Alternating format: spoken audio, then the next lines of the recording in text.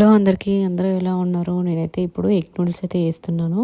దానికోసం సరిపడిన నీళ్ళు, టేస్ట్కి సరిపడినంత సాల్ట్, అలాగే ఫ్యూ డ్రాప్స్ ఆయిల్ కూడా వేసేసుకొని అవి మంచిగా మరిగిన తర్వాత నూడిల్స్ కూడా వేసుకొని కుక్ అయిపోయిన తర్వాత వాటర్ డ్రైన్ చేసుకోవాలి.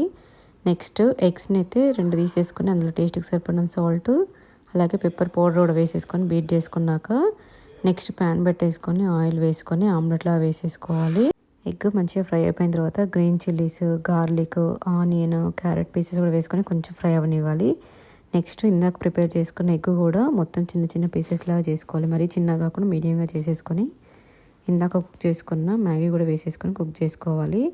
నెక్స్ట్ ఇందులో టేస్ట్కి సరిపడిన సాల్ట్ ఇందాక అందులో వేసాము, అలాగే ఎగ్లో కూడా వేసాము కాబట్టి చూసి వేసుకోవాలి. చిల్లీ పౌడరు, పెప్పర్ పౌడర్ వేసుకొని మ్యాగీని ఒకసారి మిక్స్ చేసుకొని నెక్స్ట్ ఒక 1 స్పూన్ షెజ్వాన్ సాస్, 1 స్పూన్ వచ్చేసి వెనిగర్, 1 స్పూను సోయా సాస్ కూడా వేసుకున్నాక మ్యాగీని మంచిగా మిక్స్ చేసుకొని ఫైనల్గా స్ప్రింగ్ ఆనియన్స్ వేసుకొని సర్వ్ చేసుకుంటే ఎగ్ నూడిల్స్ రెడీ.